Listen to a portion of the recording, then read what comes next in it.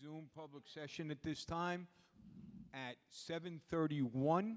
Would everybody please rise to the Pledge of Allegiance? I pledge allegiance to the flag of the United States of America and to the republic for which it stands, one nation, under God, indivisible, with liberty and justice for all. Mr. Lever, would you please read the safety message and the welcome ground rules? Thank you. Good evening and welcome to the April 28th, 2025 meeting of the Patchogue-Medford Board of Education. In the unlikely event of an emergency, please use the exits located at the front and rear of the auditorium to exit the building. Do not attempt to drive away as you may impede the arrival of emergency services. Please be advised that smoking and the use of vape products are strictly prohibited on school grounds. There are two public comment portions to the Board of Education meeting. The first will be for comments relating to the consent agenda items and or presentations. The second public comment section will open for any topic you would like to bring to the board. During each of these public comment times, each speaker will have 3 minutes with no sharing of minutes. Please state your name and address when you approach the podium. You'll be warned when you have 30 seconds remaining and asked to conclude after 3 minutes. Please refrain from discussing specific students or staff members. To protect their privacy, these matters should be discussed with the appropriate administrator. Please direct all questions or comments to the Board of Education President. Thank you. Okay, moving on to item number 6, presentation and reports. First, we have up Employees of the Month, and we'll hand it over to Dr. Cohn. Thank you, Mr. President. I'm delighted to present our Employees of the Month for this month.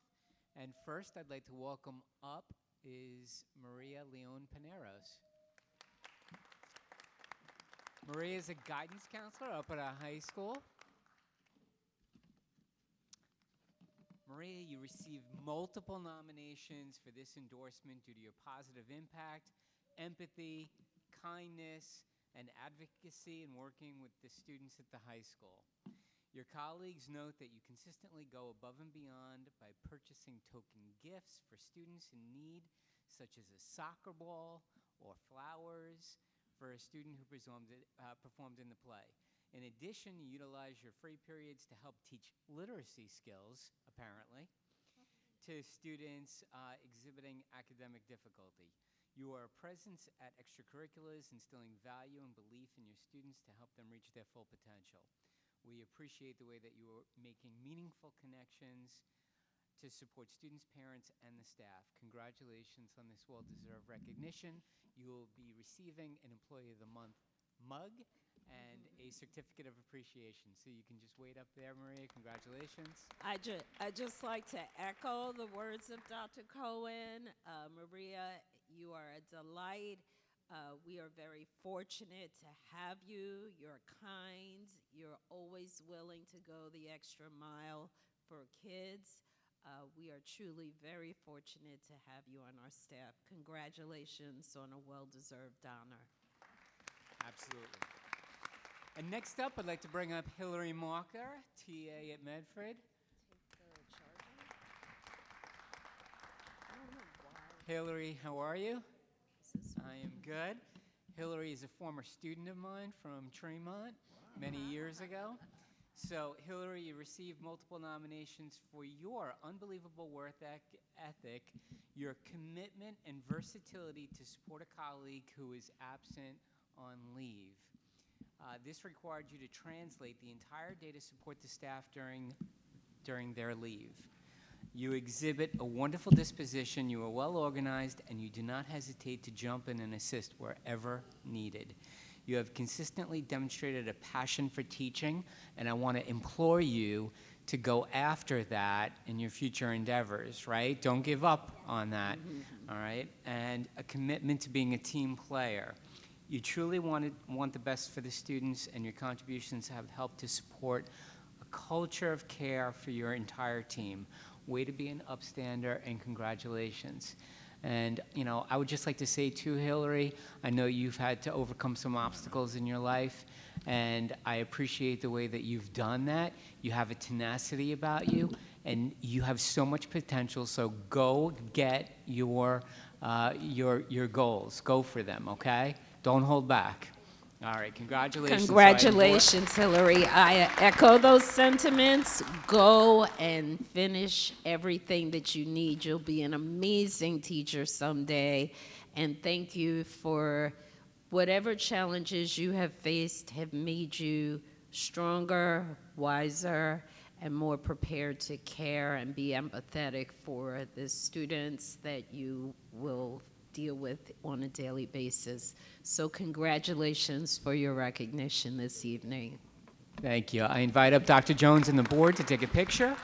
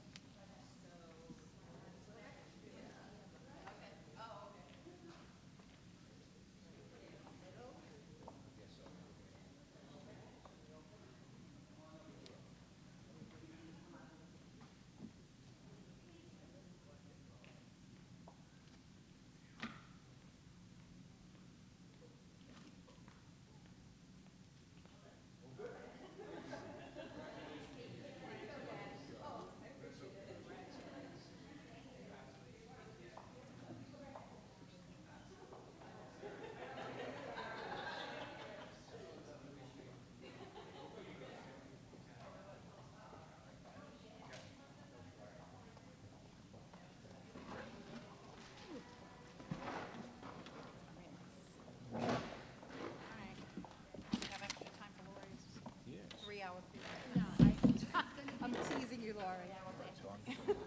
I'm looking forward to it. Yes.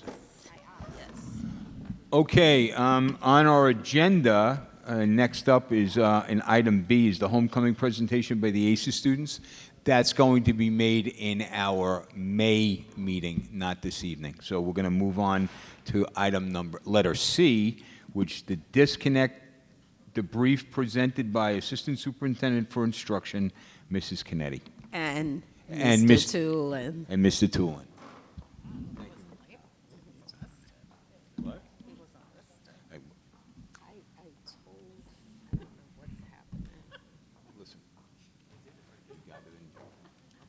I know, I see that. All right. So good evening, everyone. Joining me today is Mr. Tulin, our PMCT president, and we're going to be presenting on smartphones in schools. So tonight we have a few items that we would like to discuss with you. The first one we're going to go over is Governor Hochul's initiative. We're going to debrief on our disconnected conference that we attended. We're going to talk to you about some facts and research on social media and cell phones. We're really going to dive into some district data. We're going to be talking about yonder pouches, and we're going to be discussing some of the next steps we have to take as a school district. So if you have not heard already, Governor Hochul does have a distraction-free school initiative that's part of the state budget, which still has yet to be passed. But if it does, we do believe that this distraction-free school initiative law will come into place.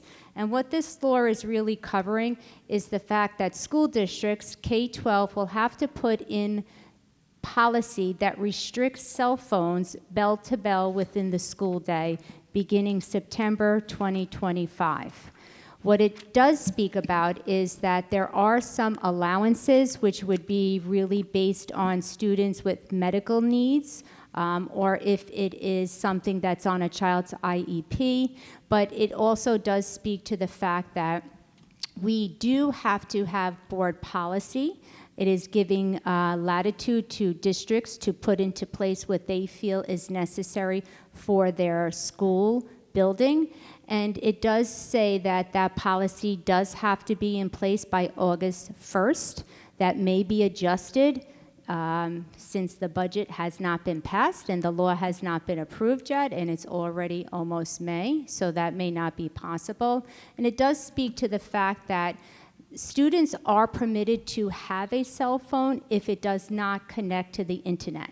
So a old-fashioned flip phone is something within the law that would still be permitted within the school, and obviously any district-owned devices would be permitted. But it is important to know that this is not just about cell phones. This could be your AirPods that you use, anything that would connect to social media, an Apple Watch, all of that would be restricted bell to bell. And it does outline that it's not just in the classrooms. It does speak about passing time in the halls. It talks about the cafeteria. It speaks to recess. So they're really, when they say bell to bell, they mean bell to bell. So this is some of the bullet points, and I think it's important to know, if you look at that last bullet point, it also speaks to the fact that districts would have to publish on their website a report each school year that really talks about all the infractions that it faced due to bell to bell and students who are not following their policy. So again, this has not been officially approved, but we do believe that it will be approved.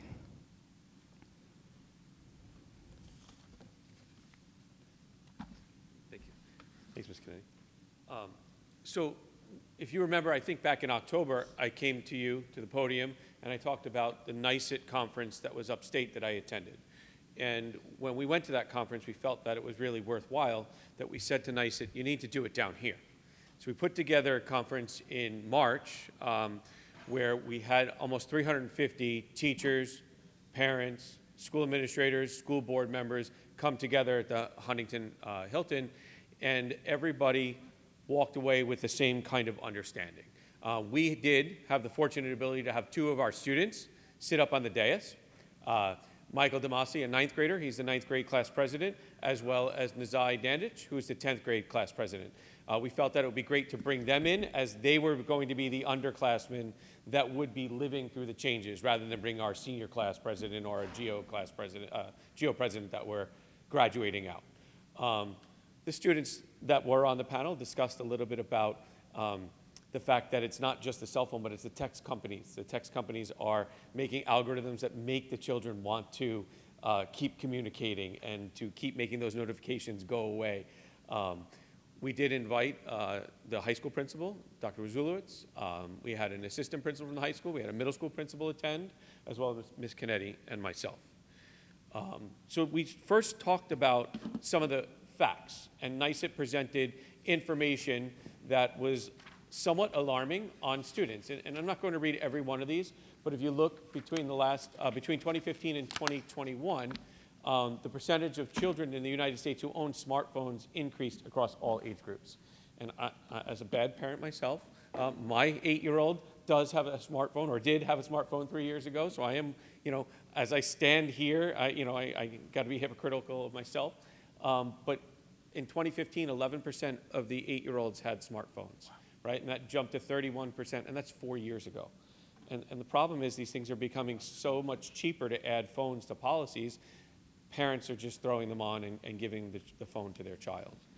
So if you take a look at that, a survey went out amongst parents of where their children are spending their time on their phone. And if you look, they're spending on average 4 hours a day on their smartphone. You could ask a child today, if you come into the classroom and say, what are you watching on TV? And in my day, we would have said something like Wheel of Fortune. The kids respond now by saying YouTube. They can't identify the show, the channel, the topic. They just use the overarching headline of, I'm watching YouTube. Other things that they're spending a lot of time on, I was talking to students today. I didn't know about the app Discord, but that, learned about that recently, but they're on all these communication apps that are constantly changing. Snapchat, where they think the messages actually disappear. So they're spending lots of time just on their phones. and it's impacting their social media. If you take a look at the information that came out from a study in 2023, it says that teens who spend more than 5 hours a day on social media were 2.5 times more likely to express suicidal ideation. Right? And we're seeing that. The social workers, the guidance counselors in our schools are reporting that there's a large increase in those kinds of thoughts. 2.4 times more likely to hold a negative view of their body, and 40% more likely to report sadness. Right? It's alarming what's happening to our students rather than being outside just playing with a ball or their peers. So why bell-to-bell restrictions? And as Ms. Kennedy said, we're looking at the high school, like a first period, lock up your phone and get it back opened around ninth period, not in between the classes. You wouldn't have access to it. So again, I talked about the increase in anxiety and depression. Also, there's pressures. There's pressures from the students that they have to respond to their friends instantly. These children are not learning, right? If we make this about learning, they're not learning that you can prioritize work and you can do this now and deal with that later.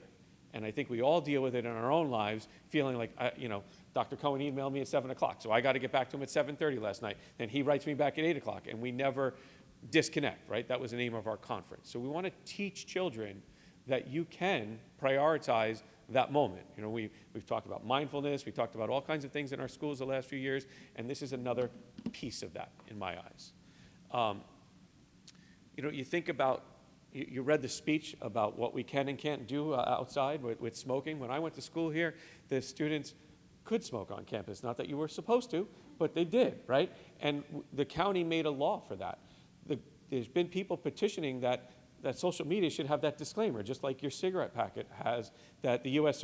Journal says that this is going to lead to this. And it hasn't come out yet, but they're going to keep trying to put that.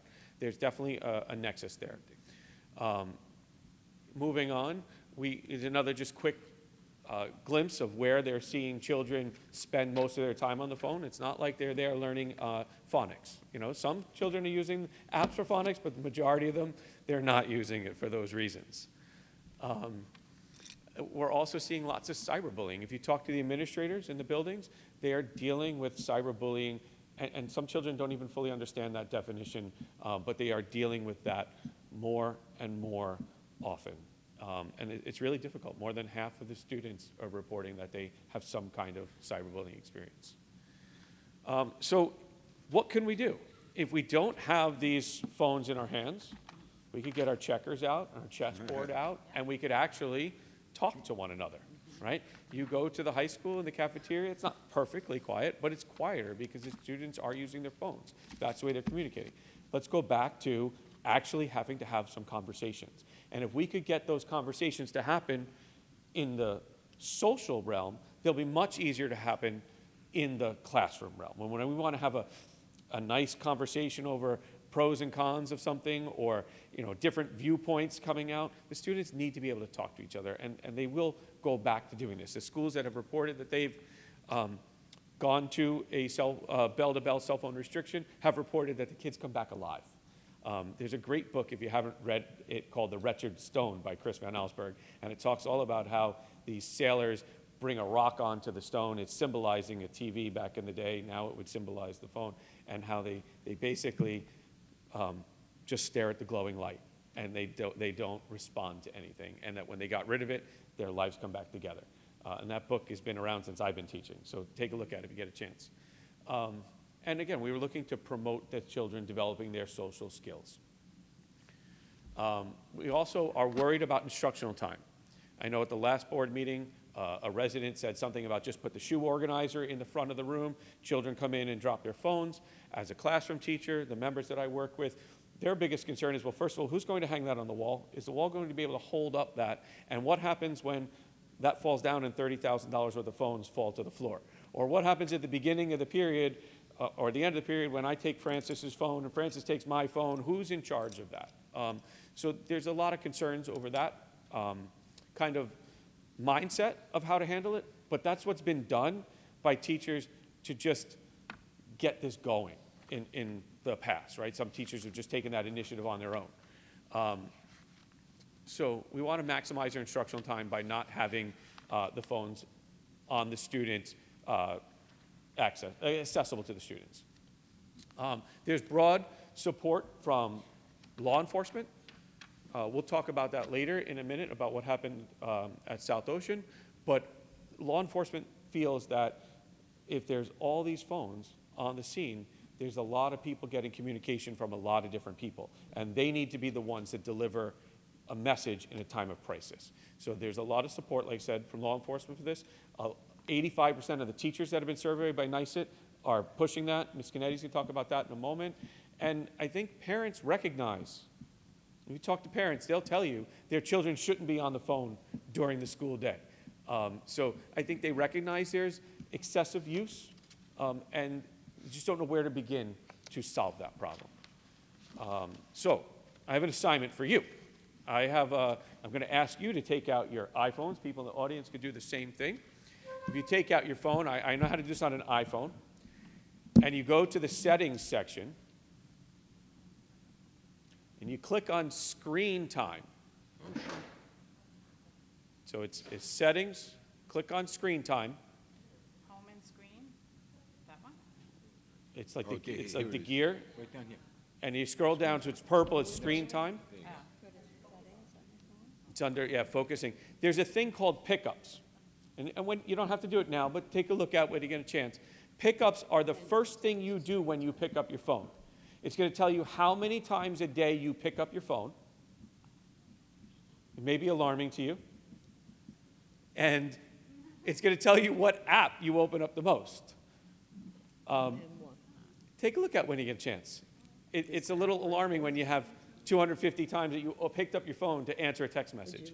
Or in other students, you know, it's that they went on Discord or YouTube. Or in my son's case, the MLB app that keeps telling him the score changes, right? They're getting notifications for all kinds of different things. All right, you can look at your trends, and we can leave the rest as homework, because I'm sure some of you are going, right now, your minds are going, wow, I'm on my phone a lot more than I realized. Right? So I think I'm going to turn it back over to Ms. Canetti, right?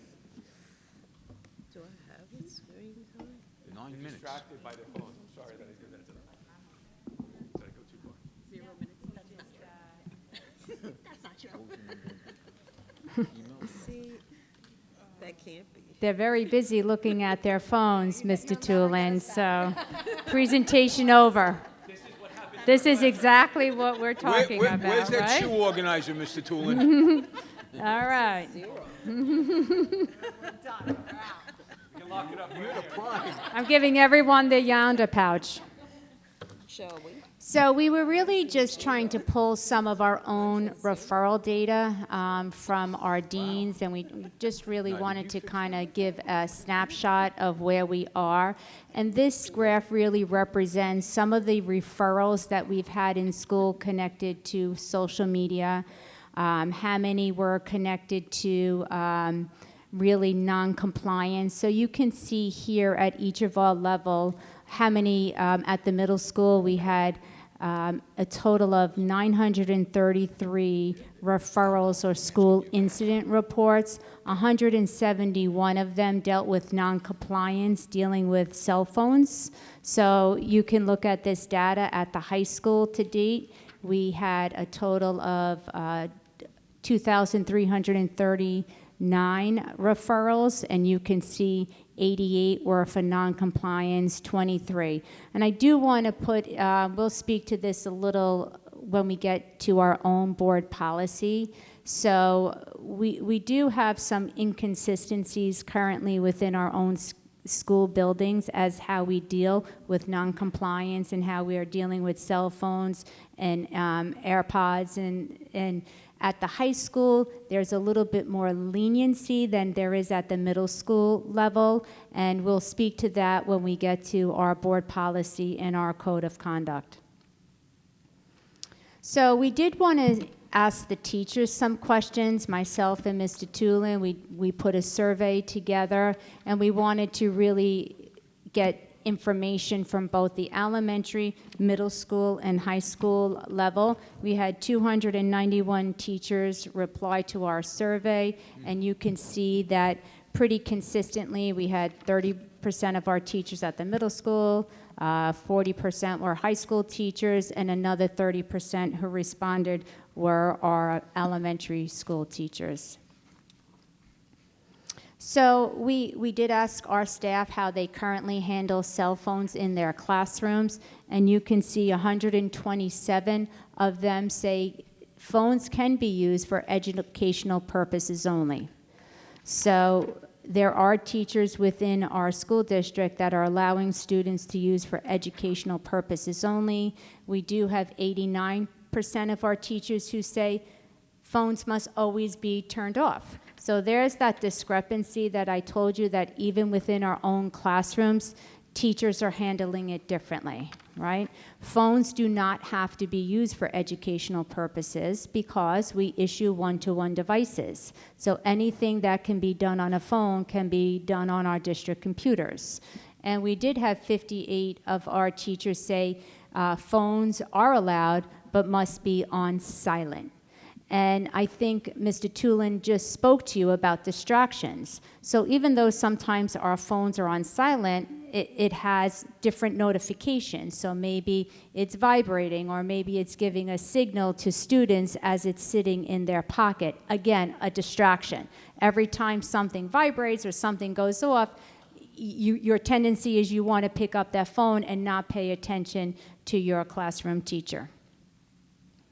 So how often do students attempt to use their phone for non-instructional purposes? You can see that we had 25% of our staff said never, 24% rarely, but occasionally was 22%, and 29% of our staff said frequently. When we asked about do they believe cell phones in classrooms are beneficial, clearly this graph speaks for itself. 82% have said it's mostly distraction. They felt there was very little benefit for students to have their cell phones in their classroom. Then we talked about have they observed any of the following issues related to cell phone use. We asked if there was increased cheating, maybe some cyberbullying, social conflicts, positive engagement for learning, and reduced student focus and attention. And you can see that we had 199 teachers say that it reduced student focus and attention. Again, this was a question that teachers could have multiple responses for. So they may have done reduced attention and also increased cheating. So there were multiple responses that could be given for this question. We asked again, would teachers support a school-wide bell-to-bell ban? And you can see 82% of them completely agree. It is important to note that if this is law, then it doesn't really matter what we would like to see. It's a law that we have to implement. And as I said when I spoke about that initiative, the one thing that I'd like to point out is that part of that policy, which we'll speak a little bit to, is you have to include within your policy at least one way of how you're going to store cell phones and smartphones within your district, one of which can be lockers. So the law does speak to the fact that lockers is a permittable storage for smartphones or watches. It also indicates that the governor within the budget put about $13.5 million for this initiative. So again, a lot to still be heard on this initiative and what is going to be coming down from state ed, because as you know, oftentimes there's a law that puts into place, but it's an unfunded mandate, right? So they are saying if this law does get approved, she's committing to at least $13.5 million for school districts. We did ask about cell phone and if they felt that if it was restricted, did they feel that the computer devices that we've purchased for our students would meet their educational needs, and you can see 67% said yes, it does, and 26% meets some of the needs. Well, that would be a question that we would want to know from our staff, because everything students would have to do is available to them. So we were very interested to know a little bit more about that question, like what is missing? What else do you need? And so should this be a law? Those are things that we would have to ask. So do you encounter compliance when asked to put their phones or devices away? And you can see that 27% said they never have to encounter noncompliance, but you can see that frequently we had teachers say yes, occasionally or frequently they've dealt with that. And how does it how long does it take to resolve? So one of the things Mr. Tulin spoke about was loss of instructional time. That often happens when there's a non-compliance issue.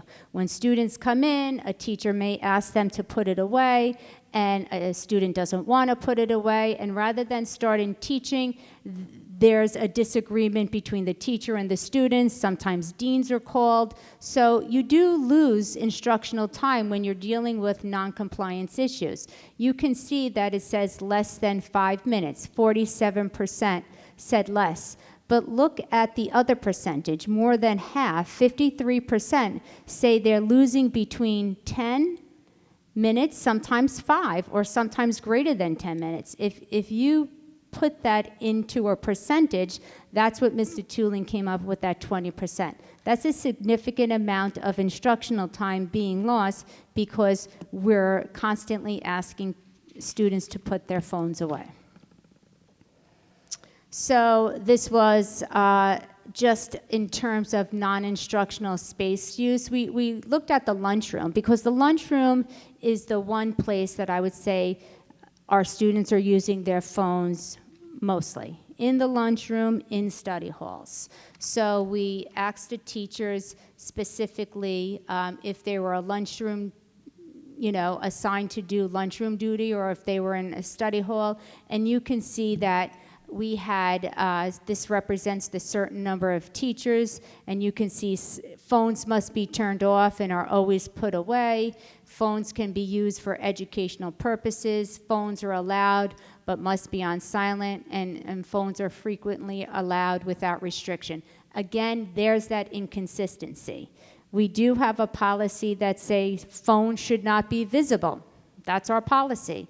But yet we know at the high school it's very hard to enforce that in a cafeteria, in hallways, when you have hundreds of students in one location. So we did ask the teachers to share some of their thoughts, and the board can read through this, but I think the majority of the teachers really spoke to the fact that they're constantly reminding the students of the school policy. We have to threaten them to put it away in the phone caddy. And again, there was that consistent message of it shouldn't be allowed in the classroom. So these are some of the comments. You have all of them in front of you, so you can spend some time reading them at your leisure. And then we also asked them for some recommendations. Give us some of your thoughts. And here were some of the responses. It would benefit the kids to ban cell phones. They felt that it would reduce bullying, vaping, and other non-school related issues. It did speak about the fact that students are frequently trying to play on their phones and wear their AirPods during class time. They felt like sometimes they're very disrespectful when they are approached to put their devices away. And you can look at the last bullet, second to last bullet, really speaks about the fact that we grew up without cell phones, and many generations did, and it's not necessary, and it's distracting to the learning environment. I would say I did share with some of the trustees, I am reading the Anxious Generation. It is an incredible book. I think Mr. Tulin has it under here as well. And I think it does speak to the fact that Gen Z is a generation that really has been impacted the most by social media. And it has much more research than what we presented and some pretty significant statistics on the harm that social media has really done to our students, from really sleep deprivation, social interactions. It speaks a lot about anxiety that it's caused, frustration, lack of attention. So again, great book. And I'm reading it as a parent, but also as an educator, and it is quite alarming. So I think I'm going to turn it over to Mr. Tulin. As we started to talk about before with law enforcement, we had our issue, which they tend to call swatting. We had a bomb threat back in, I want to say September, if I remember right, at South Ocean Middle School. And if you remember, it was a little bit more difficult than normal because it was at a rival. So the students weren't in their specific classroom. They weren't with a specific teacher. And all the students had their cell phones, all the students that had cell phones, grades 6 through 8, had them out. And we had to evacuate. And remember that we moved over to Bay Avenue Elementary School, and everybody that I spoke to said that it went really well, that everyone did a good job. But the biggest issue the teachers reported to me was that the students were on the phones with their moms and dads. And the mom and dad are not at the scene. So now students are getting information on what to do from their mom and dad, or their emotions and their anxiety are rising because mom and dad don't know what's fully going on. They're hearing what the children are telling them, and now the children or our students are not able to console themselves because the person that's supposed to be consoling them on the phone is not able to console them, and they can't hear directions. So if we had our phones restricted in some kind of bell-to-bell procedure like the Yonder Pouch we'll talk about, the students would have their phone on them. And when the event was over, or when we were to safety and we had everybody accounted for, we would then be able to release the phones to them. That's the difference between having them in their locker, where when you have to evacuate, these phones are now stuck in the school, and the parents can't communicate with their children when they want to. That's the benefit of going to a Yonder Pouch. And then this happened to me as a parent, right? I'm a parent, I'm a teacher, all right? I'm also a school board member. So I could tell you where I live, in the West Hampton Beach School District, we had the same problem where they had to evacuate 2 schools at once. And they had to send schools to different evacuation sites for dismissal. And now the parents are watching their students on Life 360, right, knowing where they are. And rather than wait till the students get to the dismissal site and be ready to take attendance and know that, Francis went with this parent and Bernadette went with this parent, right? Now they're just plucking them off the road to pick their kid up because they know where their child is at all times, and they think it's okay. Now the school doesn't know who's where, and some control gets lost, right? So there's a lot of benefits to restricting communication so that the person in charge, whether that's law enforcement, the superintendent, the principal, can communicate effectively to all the teachers, to all the students, and safety becomes paramount and the #1 priority. Of course, communication needs to be a priority, but the safety needs to be the first priority, and then getting the communication out to the parents and having control over it. We don't need the parents at the scene giving everybody a hard time or causing traffic jams and not being able to get first responders into the scene, right? So it's another piece that we have to consider. It's a tough piece, but we have to consider it. Ms. Kennedy, you want to talk about the Yonder Pouch? So Mr. Tulin did show you this, I think, a few months ago at one of our board meetings. This is a Yonder Pouch. I don't know, Mr. Tulin, if you want to show our board trustees how it works again. We were scheduled to go to Smithtown Middle School. Unfortunately, we had to reschedule. Smithtown is the one school district in their middle school that are using Yonder Pouches. They started this a few months ago.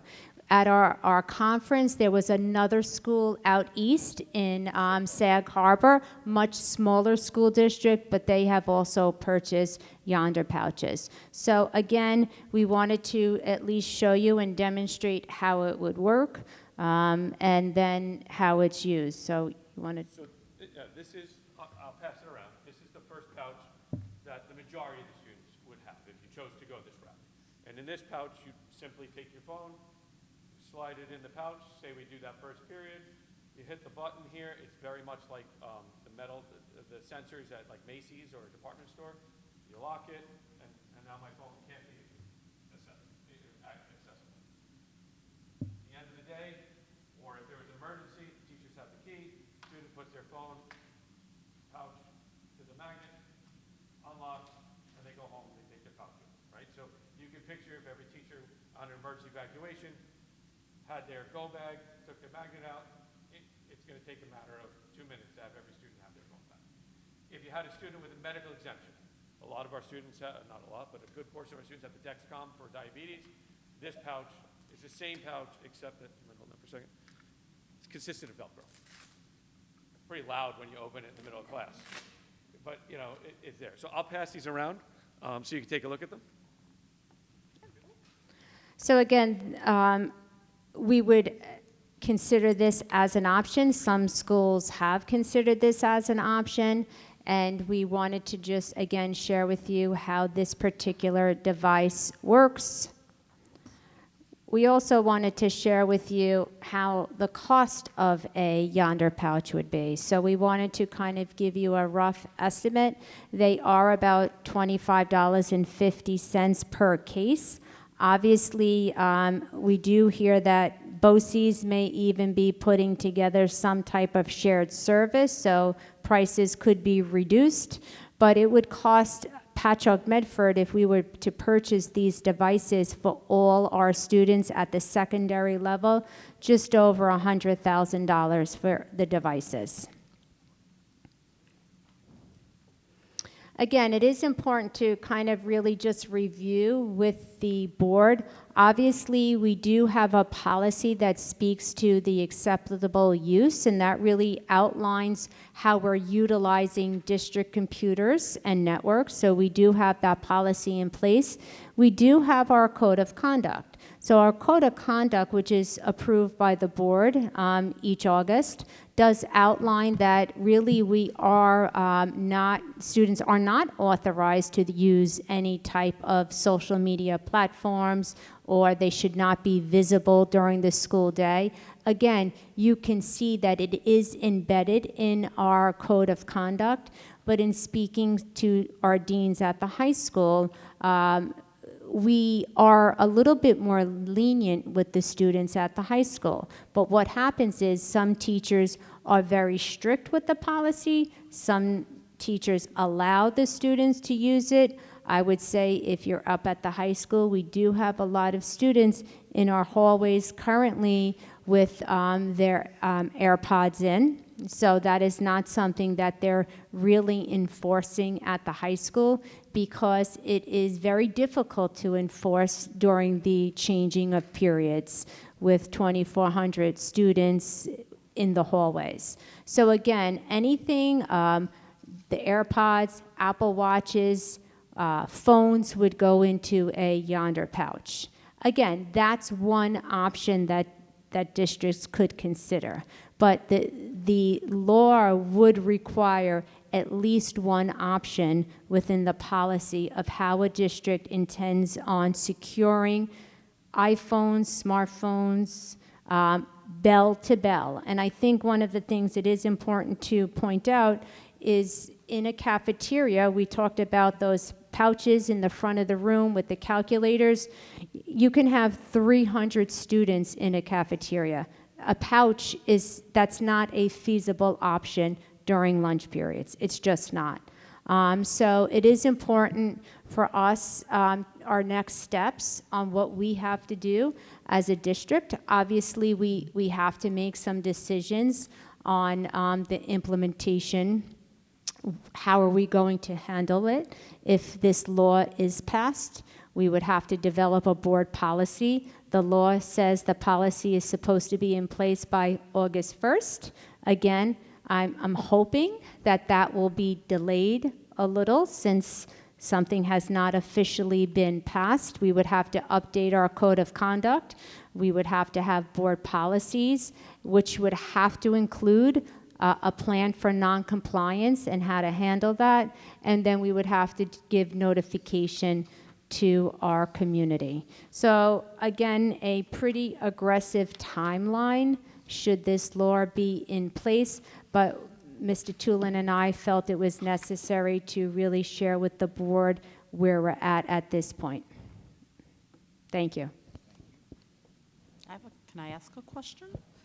So if we decided to go this route with the pouches, each child carries their own pouch, and then whatever their last period class is, at the end of it, the teacher would unlock it for them. And the students would go back and forth with their pouches, just like their To all their computer. classes. It's like another piece of equipment that they have. And if they go to BOCES, same thing, they would take it to BOCES. Well, Or- whatever Yeah. BOCES policy is, but we would have to unlock it before they went to BOCES. The minute you leave campus, it should be You have to unlocked, right? unlock, Some districts okay. have open campus, right? So if a student Yeah. left for lunch or whatever reason, you would want to Okay. open unlock the phone or So if unlock the BOCES pouch. doesn't have the same policy, then, Every Well, we would district have to- is yeah. entitled to make their own policy. So Okay. what we do here in Patchogue-Medford may be very different than what Eastern Suffolk BOCES has decided on. So maybe they're using Yonder, but even if they did,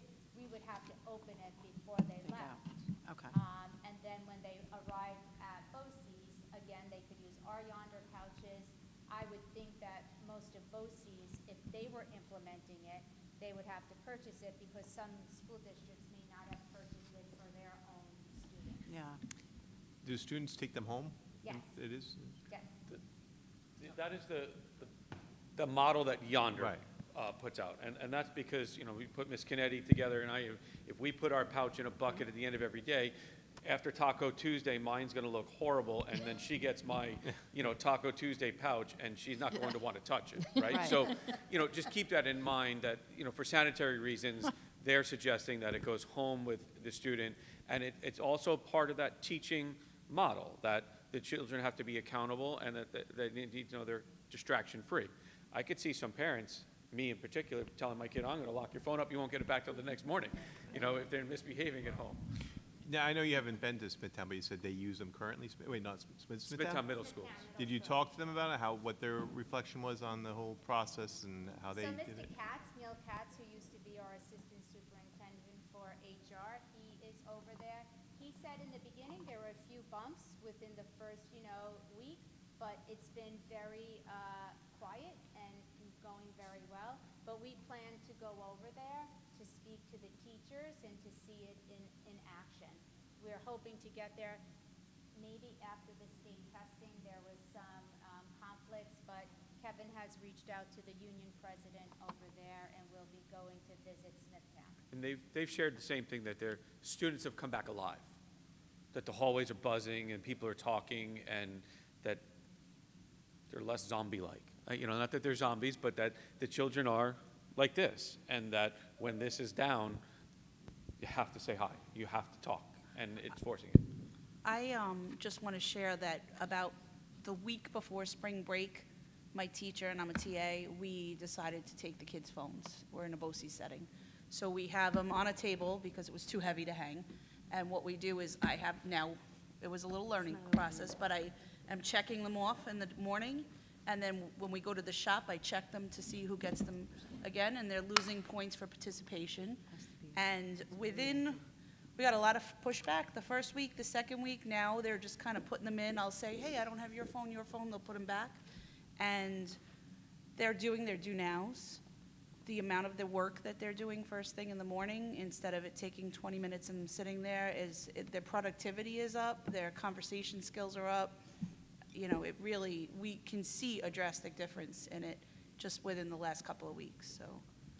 Good to hear. I think that goes back to the reason for the AM bell to the PM bell, right? Because when you get your class back to life, we need all the classes to get back to life and get back Now, to work. the problem, like you said too, is when it's not a law and it's not a policy, we have the problem, like we had one parent who came in real hot and was waiting for us in the parking lot because we took their kid's phone. So we have one student who has a small child at home, so we made an exception. He holds his own phone, but if we see it out, then he's losing the points like the other students were. We have one with ADHD who has it in his 504, he can listen to music, so he's allowed to keep his. So, and they're not even pushing back on, well, they have theirs and they have theirs. They're really doing the right thing. But you do have those parents or those students who say, they get 10%, 20 points participation a day. There is one kid who will not give it in the morning, so it's 10 points, it's 10 off. And then he also holds it and uses it in front of us, so the teacher is now taking 5 points off for that 5 points. He's in the negative. He's getting a 0 every week. And a grade, he will have 7 zeros in his grade, but that's his choice. But think about what will happen if all the schools across the state come into line with this.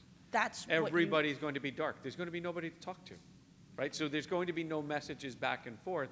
There's going to be less of a need and less of a desire to have it. So if this does come through with the governor's office, and if not, and we all work together across schools, which is why NICET is really trying to have, we started this when I came back to you in September. This wasn't in the legislation, the pros legislation. It was the teachers saying, we need this. If we all do this, we all align, then the students are going to have nobody to talk to during the day, and they'll go back to focusing on our lessons. It'll be a new norm.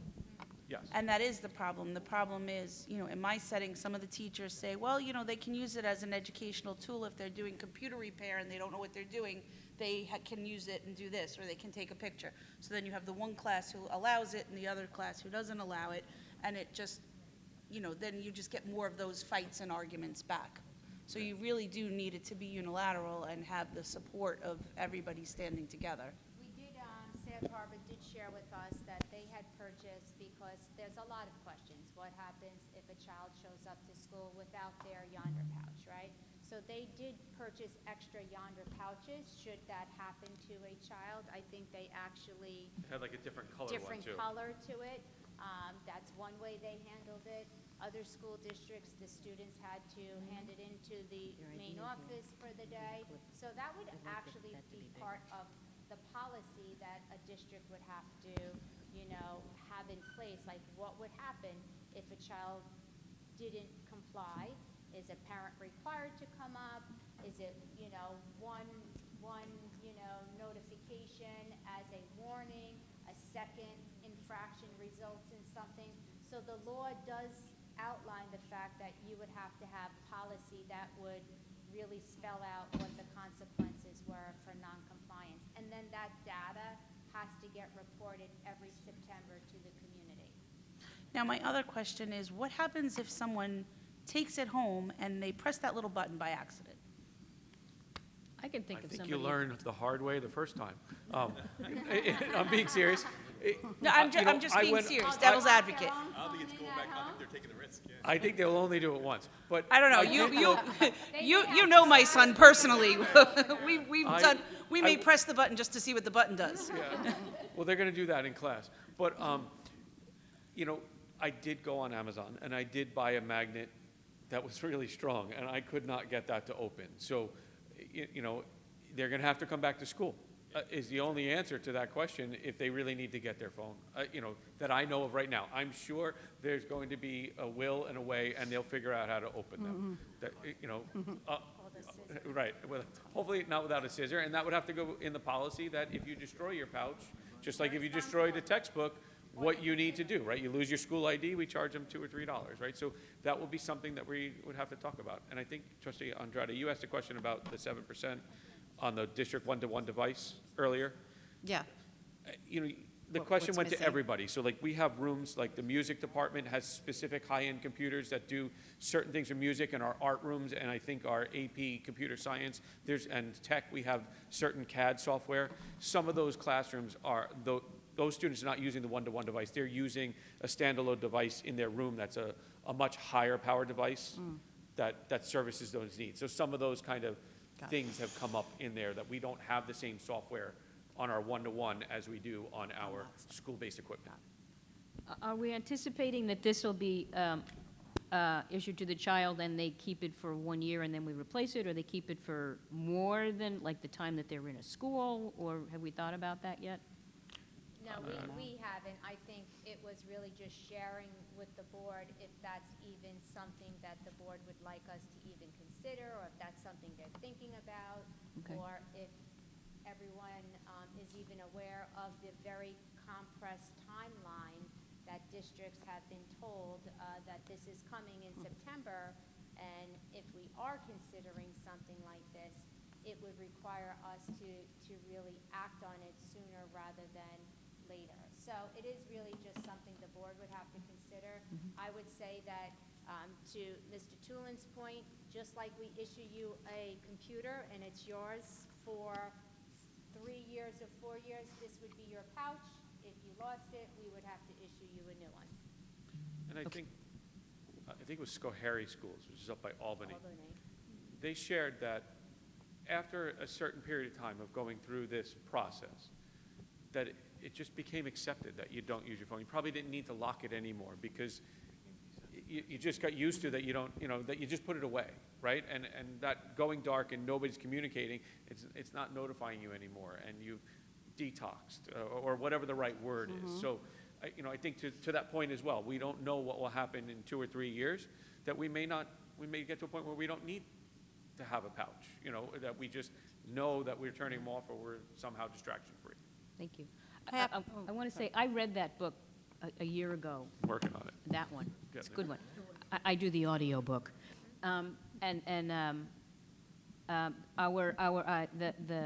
We broke their brains, basically, is what I got out of that book.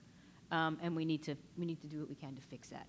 One of the things that I pulled out of that book is recovery time from distraction. This thing goes off multiple times, and on the watch, too, because if it's linked, all it has to do is buzz, and then I'm distracted, and then those of us with ADHD and have trouble reacting and recovering anyway, I think this is going to make a big difference in our neurodiverse, easily Yes. distracted kids. Did speak about all the notifications, and it was really telling you, like, almost every minute some type of notification is going off. It also, I would say that the book also speaks about executive functioning skills. Students have lost executive functioning skills, something that we really need to get back to. So, again, great book, but we did want to share this presentation with the board.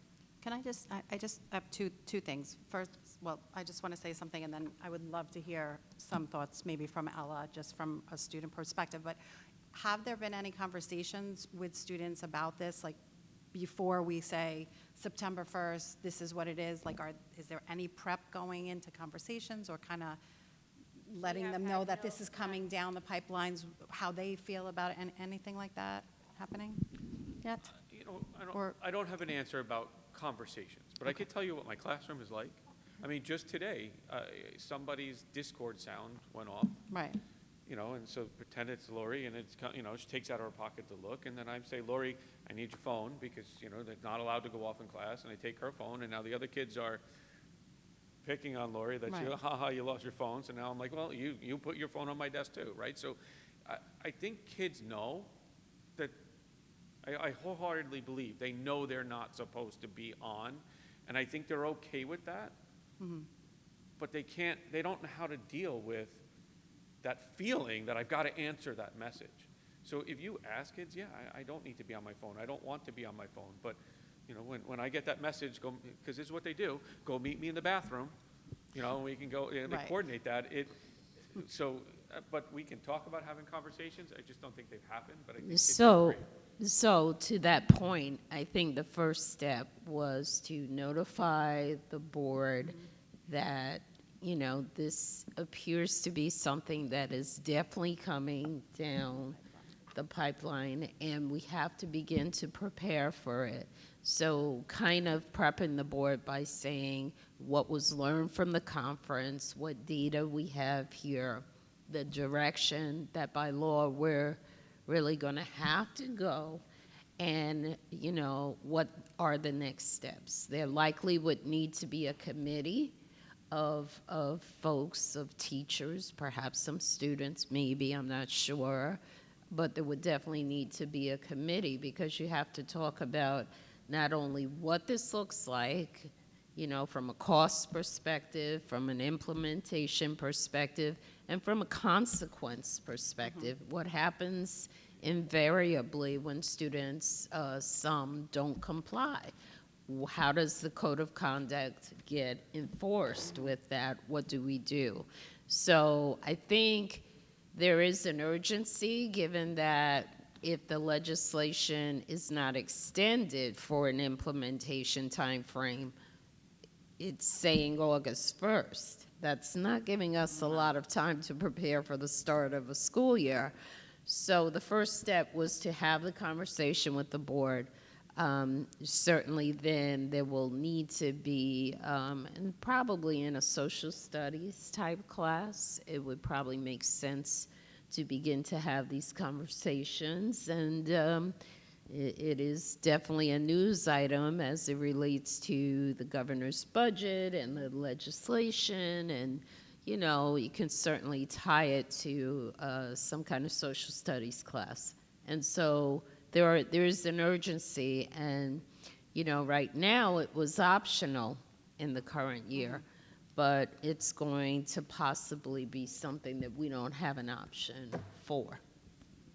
I have one other question. What, at the high school, the kids do they still use their phones for the bathroom app? And how would that be impacted? It's on- Their IDs That's on on the that? district device. District, okay, got it, thank you. What about our 4th and 5th graders? Fourth and fifth graders, Mhm. we don't really see, I don't really believe the cell phone use at the elementary, looking at our data, is a concern. I don't believe like a yonder pouch would be necessary at an elementary level. Typically, you know, students have it in their backpack if they have one at all. I would say it's more of the watches at the elementary rather than the phones, but we don't see it as much of an issue where we could, hey, put it in your backpack and hang it in your classroom. You're dealing with 25 students at an elementary level for the large portion of the school day. They seem to pop up around 4th and 5th grade, usually around the holiday times. And it's They- the watches or the AirPods. Yeah, I was just wondering, cost analysis wise, like if we had to, I think as Ms. Kennedy said, I think if we have strong enough code of conduct that it can't be visible, can't be accessible, that it needs to be left in the child's backpack, I think at this point we would probably have good compliance. Right now, it's the watches that we just need to be able to say, you can't wear that. And put that in your backpack. And right now, we can say it, but it's not always happening. And we need to be clear, concise on that. And I think we'll get instant compliance on that. And Okay. parents will save a few dollars. thank you. Thank you. So I personally I agree with a lot of the things you're saying. In school, sometimes, especially in my first period health class, I know I'm taking health as a senior, but my first period health class is so sad to me because the second my teacher stops teaching, everyone goes straight to their phones and doesn't communicate with other people. And I think that's a big comfortability problem coming from COVID especially. I feel like because we were so isolated, I feel like a lot of students don't know how to interact with each other, and I think we use our phones as a reliance, as kind of like a mask in a way to hide from other people. But I do have some concerns with this new policy. I'm concerned about if we're limiting the use of phone in the school day, I'm worried that's going to increase the screen time after school because students are going to feel like they need to catch up on what was happening because maybe they've been thinking all day about how many notifications did I get, how many likes on my TikTok did I get, et cetera, et cetera. And I'm worried that that's going to overcome the after school hours, and that's just going to increase the screen time because they're losing the screen time in school. I'm also a little bit, I don't know if I'm concerned, if that's the right word, but I personally see myself as liking to learn when it is correct to use my phone and to have that taken away from me and not necessarily learn when it is acceptable to or when it is appropriate to. Maybe like after I leave high school and go into the workforce or go into college, I'm just a little bit like, I would love to see more teaching when it's appropriate to have the phone and when it's not. But I also understand that school, it's not appropriate to have the phone. So I don't know. I'm like back and forth with both of it, but I really agree with a lot of the things you're saying. So thank you. Thank you. Thank you.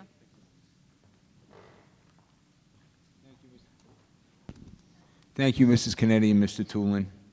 Okay, we're going to move on to item number 7, report by ex officio student member Ella McCann.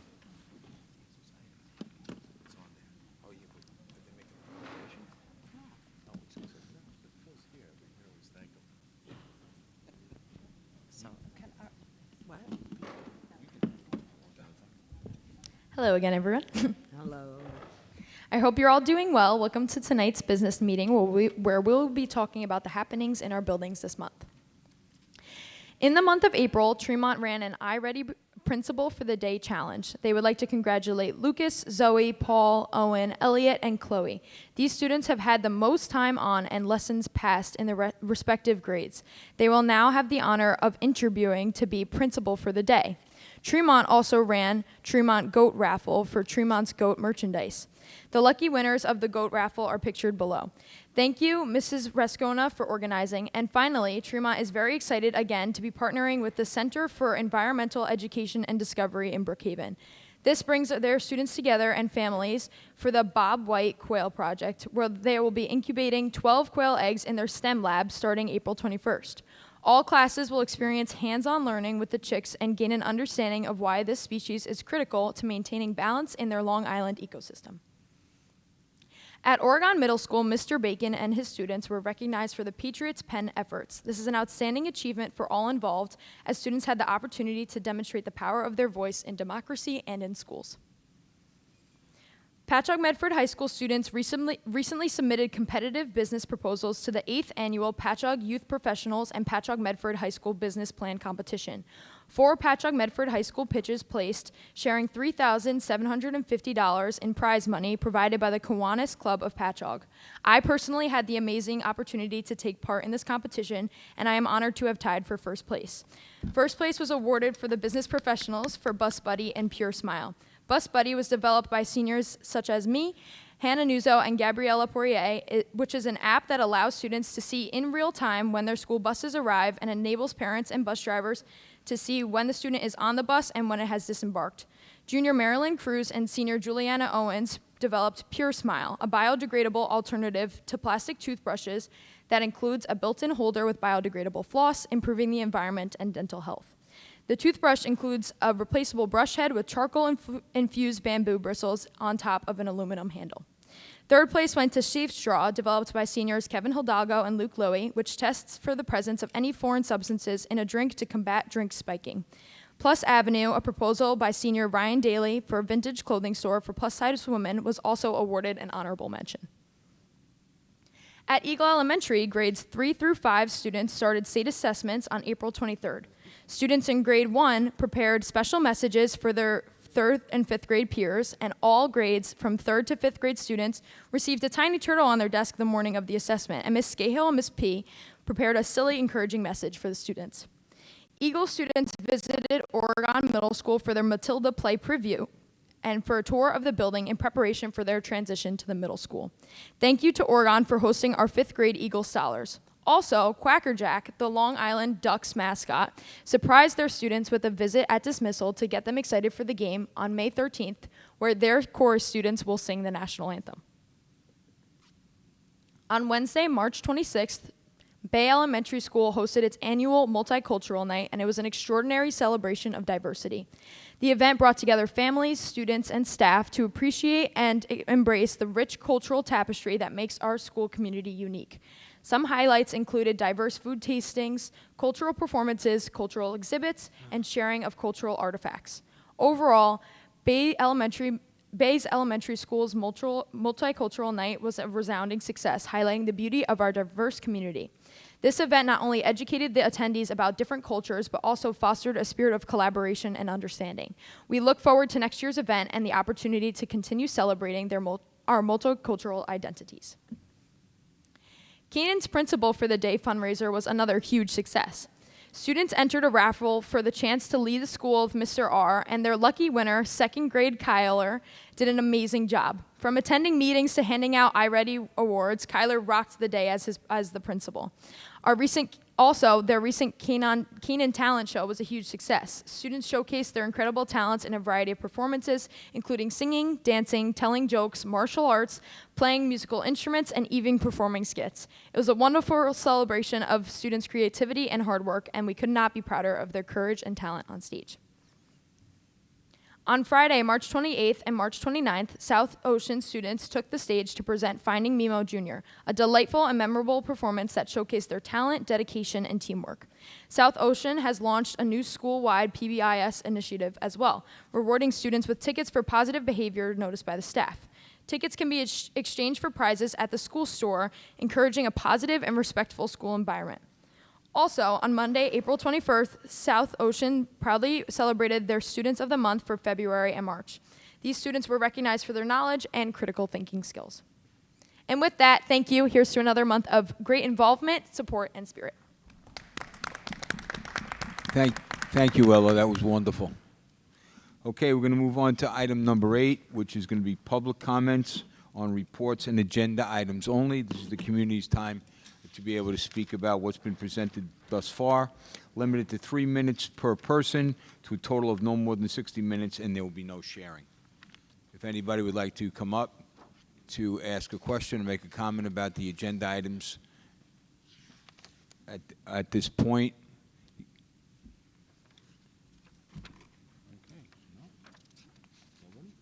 Okay, thank you. Then we're going to move on to number 9, which would be a motion to accept the consent agenda. I'll make the motion. I'll second. Thank you very much. That was Trustee D'Onofrio and Trustee Andrade. All in favor? Aye. Any negatives? Okay, 7-0. Thank you.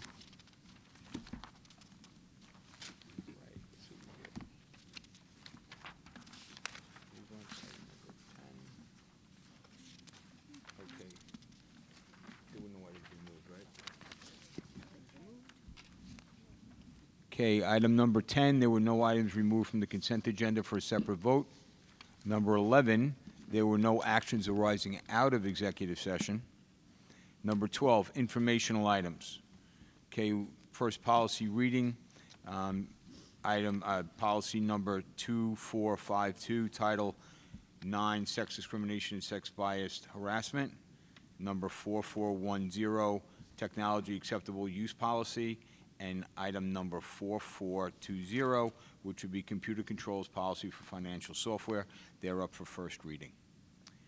Okay, number 13, which would be the Superintendent's report. Dr. Jones. Thank you, Mr. President. Good evening to all. I'd like to first start by saying, Ella, you did such a commendable job. There's less I have to report on tonight because there was so much that you reported on. You almost stole some of my thunder, but you did a phenomenal job, as you always do. Kudos to you on your great reporting. I'll capture a few things. We had our first annual middle school math Olympiad competition. Kudos to Dr. Daly and all of our teachers who were involved in the first annual middle school math Olympiad competition. It took place on Tuesday a few weeks ago at Saxton Middle School. We implemented this an enrichment club this year with funding from the Title IV grant, and the Math Olympiad provided monthly problem-solving contests for students. All three middle schools participated. It was a wonderful day, and it ended with pizza for all, so it was even better. I would also like to say the 3rd edition of the district newsletter was released. A lot of great information in that newsletter. I encourage everybody to read it. We will be releasing another special edition, which would be the budget newsletter. That should be forthcoming shortly. Mr. Macy has been moving around the district with his road show with Mr. Tulin. making sure that he is going from civic associations, PTA meetings, and to teachers and staff all throughout the district to convey the message of what is included in the budget. So thank you for your tireless efforts, Mr. Mazie.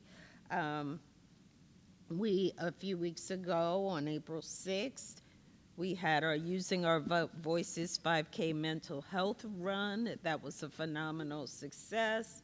We are excited that we were able to host that.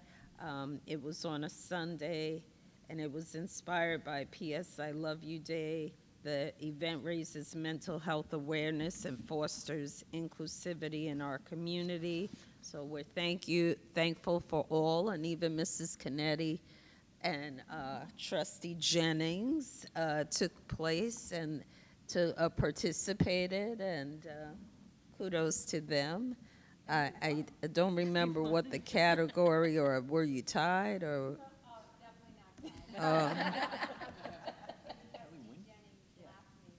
Yeah. I believe that. I drove past Trustee Jennings on the side of the road one day, just like running down a major avenue or thoroughfare, just running away. I think it's in the genes. So kudos to them for participating in that. A lot of information relative to the budget.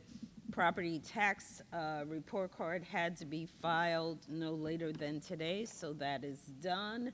That information will be available in all the buildings, if it's not already.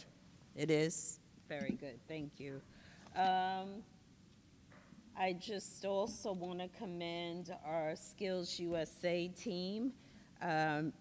Well, that was discussed already, but just doing amazing work. I'm just so appreciative of all the hard work.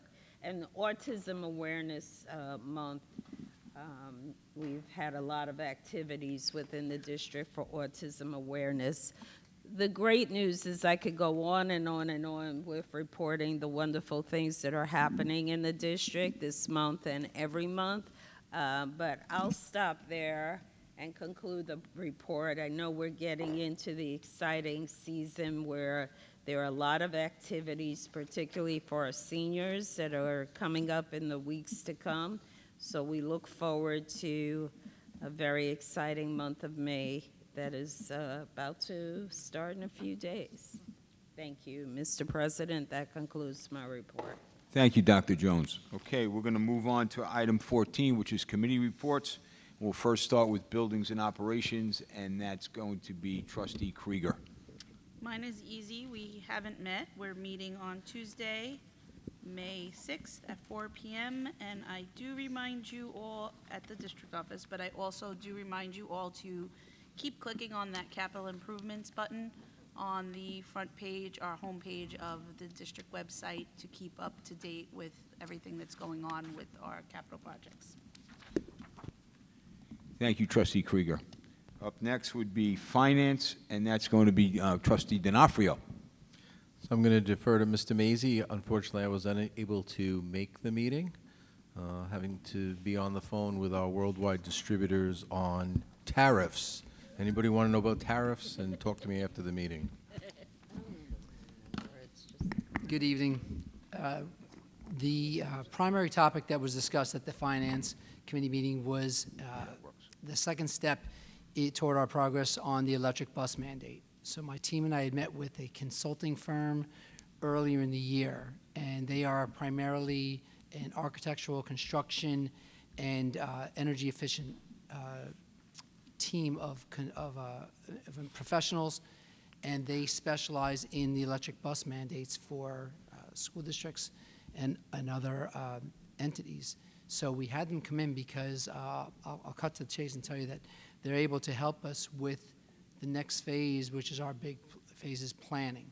And there's a lot of costs that are involved with this with regard to getting our district upgraded to be able to receive the charging stations, the electrical upgrades. Some of the other things are electrical distribution, and they do a transportation analysis. And we had a very comprehensive review that I had received, my team.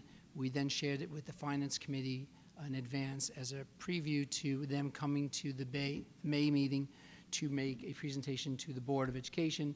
It'll be a reduced presentation in terms of its scope, but very thorough in terms of what they're able to accomplish for us. And there is no charge right now to us as a district to do this and embark upon this, which is good now because as I had shared in the budget process when we were going through this, we are nearing now the end of when we can make the purchases of gasoline or diesel buses, which will be 2027, and by 2035, we need to have our whole fleet electrified.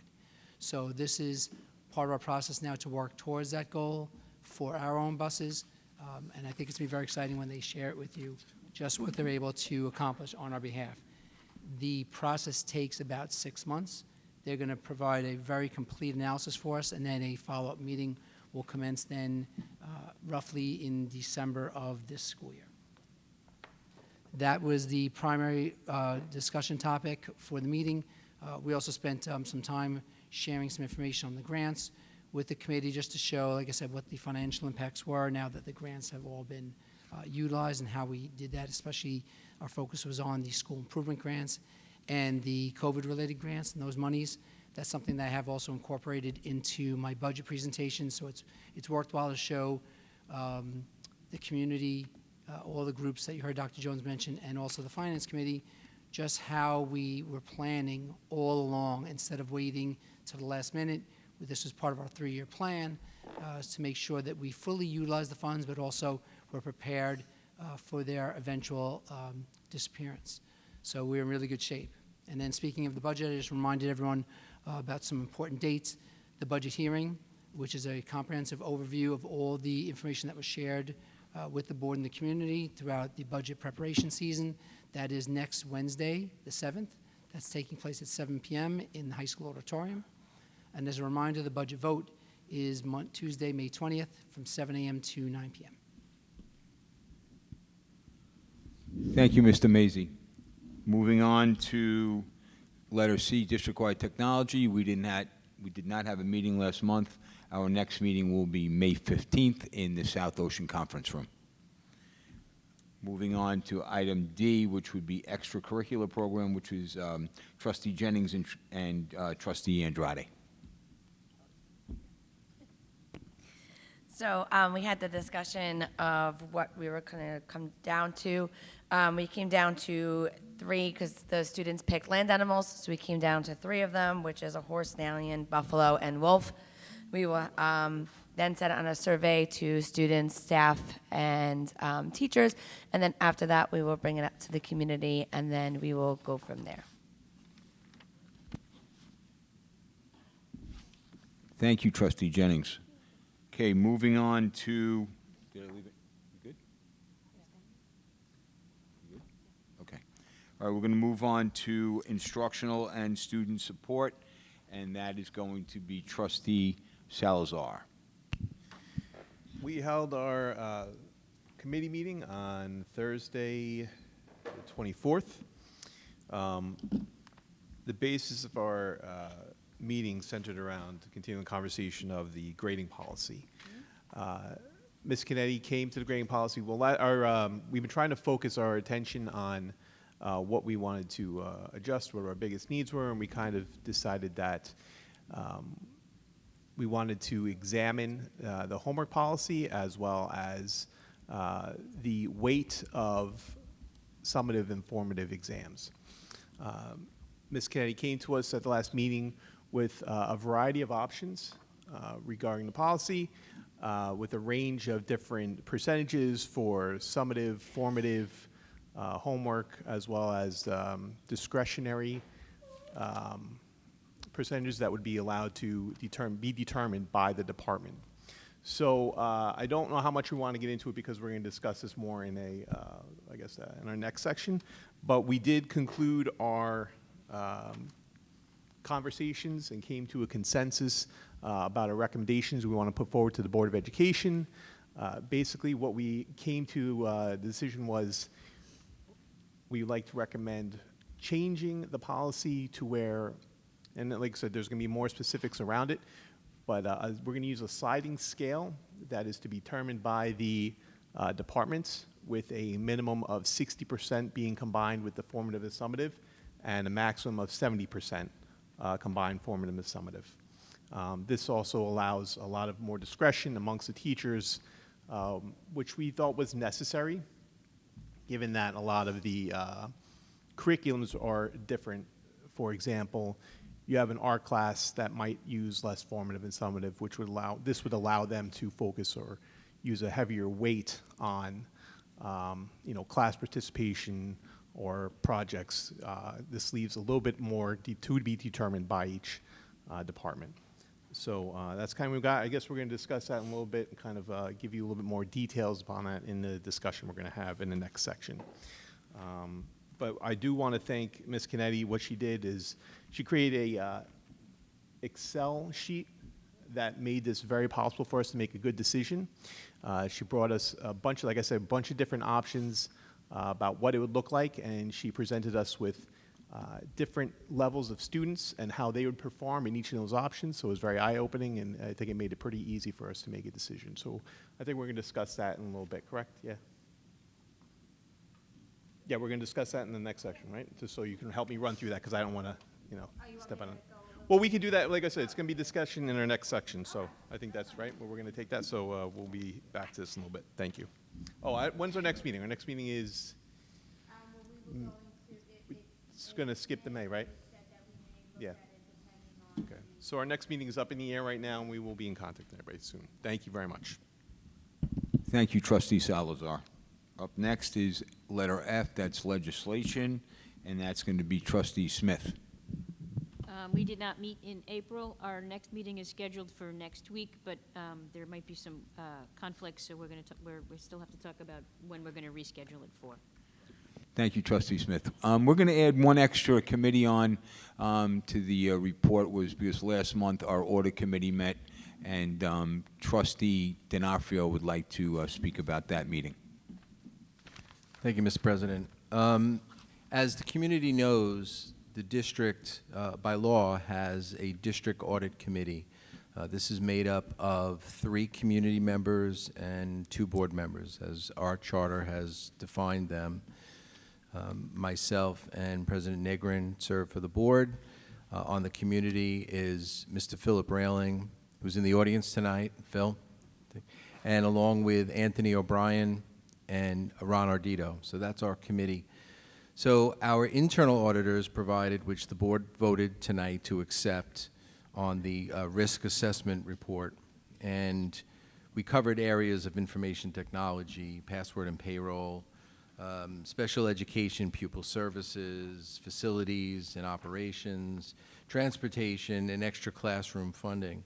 It's a pretty extensive process that we go through with the auditors, and special thanks to Mr. Mazie and his entire team, Doreen Lamb and Nicole Simonello, who do an outstanding job, along with, of course, our internal auditor, Ms. Brower. What's her first name? Adrian. I don't know if I got this. Sorry, Adrian. Who do a great job. I mean, it's so intensive that they go through all these records, and the auditors check everything. And of course, we came out with flying colors, as we have in the past. And just something the community needs to know, that this is a separate external committee that reviews this. This isn't internally us doing it ourselves. And again, having members of the community involved in it is very important, and we continue to do that. So again, we have another set of tests that'll go on for the next year. And again, Frank, was there anything you wanted to add to that, or something I missed? Or No, just that the next meeting we're going to be doing what we do every 5 years for our professional services, and that'll be to conduct an RFP for our external auditor, who typically reviews the district's financials. So the committee is meeting that. We've got the bids out there now. We're going to be reviewing those responses and sharing it, and having the committee interview the firms that put in for that, and make a decision as to who should be serving the district in the next 5 years. That's on June 10th. June 10th. Yeah, June Thank 10th, you. yep. Yes. And just to show that, the board does its diligence on not just accepting anyone. We go through a tough process of the RFP and reviewing all the auditors who come across. And again, I think we have some of the best auditors that are available for us. So again, thank you to the community. Thank you, Philip, for the job you do. It's, again, a volunteer position coming in and spending all these hours with us. And, to Anthony and to Ron as well. Thank you, Trustee D'Onofrio. Okay, we're going to move on to item 15, which would be discussion topics. We have two this evening, and we're going to start with first letter A is the ex officio selection process that has now been implemented, and we're going to talk about some ideas. So I'm going to start with Trustee Jennings.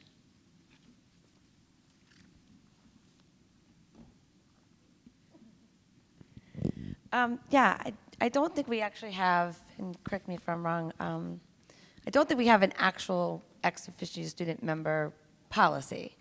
It kind of just ties in with our policy. So I know a lot in here, Jennifer shared BOCES, where their student member will be coming to work sessions. So I don't know if that's something that we want to do to have our student member come to our work sessions. Besides, there was a sample of our, of the board policy that we do have to implement and start to come up with it of what's our process.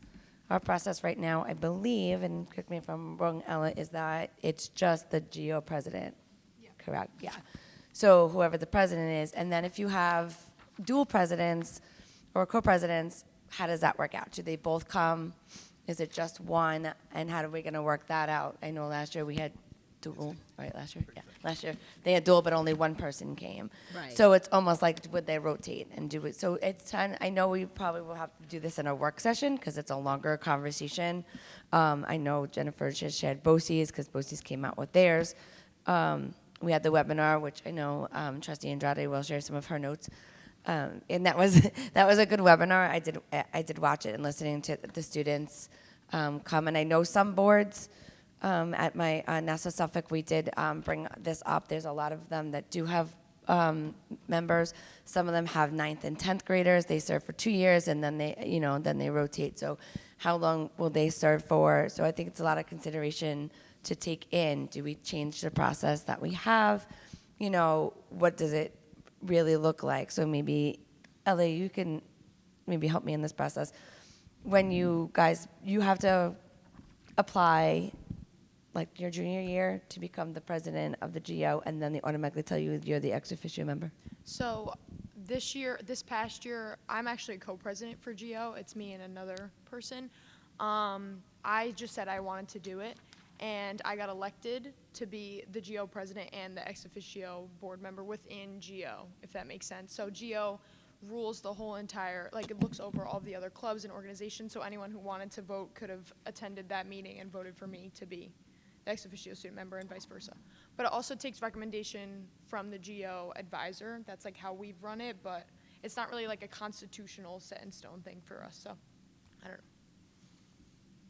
Okay, thank you. And I think the other thing to look into is that, sitting down with whoever the member is and knowing their role and what their expectations is. I don't know, I'm assuming that happens, but just kind of what their role is, what meetings are like, and what. I did want to add here, if I may, that the Suffolk superintendents are actually convening a meeting. I believe it's either May or June, so it would be upcoming soon, where we're extending an invitation to the newly appointed ex officio member to ensure that they are appropriately trained for the roles and responsibilities, and that they're all hearing the same message at the same time. So I did reach out to Dr. Rosilowitz a few weeks ago to make sure that the date for me knowing who that would be, assuming that it may be a little late to modify the protocol for this year, but for all the discussions you're having is for the subsequent time frame, that we would have somebody there in time so that I can make sure that our representative is present for the meeting with the Suffolk superintendents. That will have it. Yeah, I definitely have it, but you have it too, so thank you. I didn't remember off the top of my head which meeting it was going to be. Yes. Are you finished, Kelly? You have more? Yes. Can I share some of my takeaways, my notes? Okay, I don't really need to share that. So there is on NYSBA's homepage has a bunch of resources about this, if anyone wanted to go and take a look. So some of my takeaways from the webinar was the student board member's voice is just as important as the elected board members in the community as far as any discussions that has any bearing on their education. They're not a voting party, but they can certainly participate in discussions. There was 2 students present on the webinar, so we got to hear a lot from them. And they just mentioned, one of the students mentioned that there is a disconnect between school board and student body. So that was a way to kind of make that connection and for, I guess, the student body to even know the school board a little better. Students can be elected or selected. There were 2 different ways, so both school districts did it differently. One of them went through an election, I guess like for GO, if you go through an election, it was the same thing. And then they were elected the seat on the ex officio seat for the school board. It wasn't necessarily the president, but it was a seat. And then the other one was a selection process where anyone could fill out an application, any student, and then it went to the superintendent and the board to make a decision. I don't know. So those were the 2 different ways that these 2 schools did it. And I think that's something that when we're writing a policy, we do need to include the process of what we're going to decide to do. We did have another handout, which I don't have with these handouts, so it must be on my desk. No, we had another one that had the different ways to choose. Yeah. Yep. In here too, they gave some statistics. I'll just share this, and this was in the handout too. Some are elected as student president, that was 8.6%. Elected by student body was 18.1%. Selected by the high school student government was 18.1%. Selected by the high school principal was 37.9%. Selected by the superintendent was 19.8%. Selected by majority vote of the school board was 13.8%. So it really does run a gamut of how it's done. And there's no right or wrong way. It's really what we all decide as what we want best. Let me just, go through this. Diana, can you pass that one down to me? This one? Yep. Yeah, I want to peek Yeah, at it. there's pros and cons to that too. That's basically it. But these students were invited to attend board retreats, work sessions. So one of the student members said that how they view it is that there's not 7 board members and 1 student member. It's 8 board members, and that's really how they treat their ex officio. So, I think we do a good job, and we've done it for so long, but I think there's even more that we could have our students bring to the table. I also wanted to add, I've had a lot of students, especially this year, come up to me and say that they're very interested in having this seat, but they're not necessarily involved in GO, and they were wondering if there would be a new alteration for them to have the same opportunity. So I don't know if you wanted to take that into consideration as well. That's great But a lot of students want to go into politics when they're older, and they wanted to get involved this way, but they're not necessarily wanting to be involved with the entirety of GO. So I feel like that's an important and valuable piece of And I to know, too. think also some of these schools, they do have a seat on GO if they're to communicate, right? And then also what I thought was a great idea was one of the schools, as a junior, they would kind of be mentored. So they would sit as a junior being mentored So their position would be junior into senior year, and then you would kind of move it up like that, so it would be a junior and a senior. So that's the gist of it. Thank you, Trustee Jennings and Trustee Andrade. That was very informative. There's a big discussion ahead. So, I'm sorry, I just want to add, so I'm guessing we're going to have a work session Yes. to complete this and work this out. Okay, to be further, yeah. But I think it's also important to know that our district has been using an ex officio student before it was mandated by this, to have it as part of the practice. So we are ahead of the game now. We just have to really formulate a way to make sure the policy is written so it's consistent from year to year.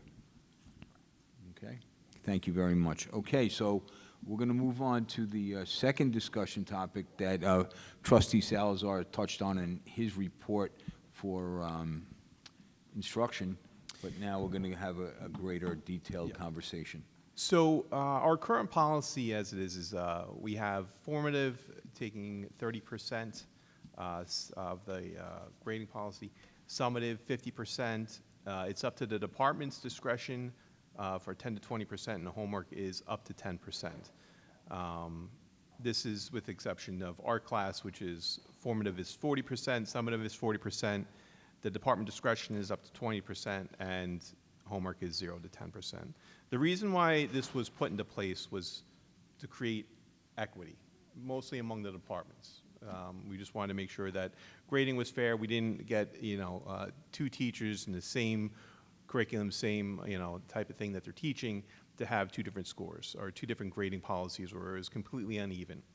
And it achieved that, but we did hear the community. Community has come out and has expressed some concerns, and we examined those concerns through the committee throughout this entire year. So through those discussions, like I said before, we kind of came to the conclusion like we wanted to, our big concern was one, the homework. We thought some of the kids were getting a little beat up, and we wanted to maintain the kids' motivation for doing their homework. Currently, if they're a day late, how many points off is that? Like 15 the first day? What's it? Not homework, it was any type of long-term assignment. So it was 20% reduction, Right. 40% reduction, and then a 60% reduction. Thank you. So that was expressed. Those concerns were expressed. So that was one thing we discussed. The other thing too we talked about was how we were concerned about, especially at the intermediate levels, that early secondary, 6th, 7th, and 8th grade, those middle school levels. It's viewed by some that it's a little unforgiving for students, especially those that are poor test takers, and that was expressed by a number of people. So with that in mind, we ventured and started to try and come up with some type of amenable conclusion to this whole thing. So as we progressed through this, we kind of concluded this week, and Ms. Kennedy came with us with 4 different options. And through our discussions, I'll give you a little example of the ranges that we talked about. The first range we talked about was about, we were changing the summative, formative, pretty much everything on that list to max out at 70%. So summative would be 30 to 40%, formative would be 10 to 30%, homework would be 0 to 30%, homework would be 0 to 20%, and it would be up to the discretion of departments for 0 to 30%. Okay, so that was one option. And like I said, there was 4 of them. I don't want to go through every single one of them because, there's a lot of numbers there, and I count my fingers, and if I run out of fingers and toes, I have a little trouble. So the one we did come to the agreement on that we did like the most, it provided a lot more autonomy for the department. So we kind of discussed that we liked the idea when we looked at how the summative was 30 to 50%, formative was 10 to 30%, department discretion was 0 to 40%. That's the biggest thing. That's probably a large change in there. It allows us to see even at the younger grades, up to the department, the testing can have the possible minimum of 60%, which would reduce it by 20%. Even still, when we were looking at all these percentages and all the different types of kids, the range between the options that we got was maybe, 5 points, I would say? Yeah, 4 or 5 points even. That's the greatest difference between these that we saw. So they were all fairly evenly weighed out. But this one kind of lended us to believe that it allows us more options to bend more given certain circumstances. Like I said, an art class has the ability to weigh more on class participation, whereas, say, an AP class might be more weighted heavily for, getting them ready for college and taking more assessments. So it allows for that flexibility as well as maintaining the consistency we wanted between the departments. So our request and our we're trying to suggest to the board to change or adapt the grading policy to this third option, where we have summative weighting at 30 to 50%, formative 10 to 30%, department discretion 0 to 40%.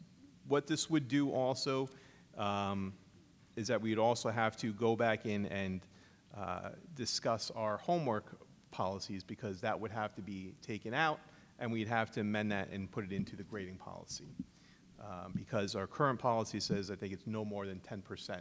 We are not allowed to weigh more than 10%. This would give people the opportunity, or the departments the opportunity, to put it up to 20%. Or, right, was that what it was? We said up to 20%, right? We wanted language specifically that homework could count no more than 20%, but if we were going to raise the department discretion up to 40, it would give some teachers the ability, if they wanted to count it as 20% out of the 40 for department discretion. So that was the big change we were looking at. The next thing we looked at, too, like I said, was the homework. And we wanted to kind of maintain kids' motivation for completing their homework, because sometimes we feel like the discussion brought us to the point where, if a kid is taking off, 20, 30 points within that first day, or the percentage, it really kind of hits them up, and they feel defeated. So we want to keep them motivated to complete their homework. So we discussed lowering it by a certain amount of points per day late, like 5 points for the first day, 10 points second day, 15 points third day, and the fourth day, that's when we decided that it would be, they receive a 0. So there is still accountability there, but the kids are still motivated to complete their homework. Okay? Yes, correct. Late work. Late assessments, right? Is that what I mean? It was long-term assignments. So let's say a teacher was giving a project that was going to, and it was turned in late. The grade on that project could get reduced. So it was any long-term. What we did put in was specifically not assessments. So if a child, let's say, was absent and had to come back to make up tests, they would have the ability within the marking quarter to make up their exams with no penalty. What would happen is, if a child did not complete their assessments within a marking quarter, they would get an incomplete until they made it up. So there would be no reduction, but if they didn't complete it at the end of that marking quarter, we couldn't give them a grade. They would get an incomplete until they made it up. So we did add some language just to be very clear that the reductions did not come off of formative or summative assessments. It was for, long-term projects and assignments. All right. So that's kind of what we came to. I'm trying to think if there's anything I missed. The only other thing that came up that some of the teachers expressed, and we looked at some of the survey data, was regarding participation.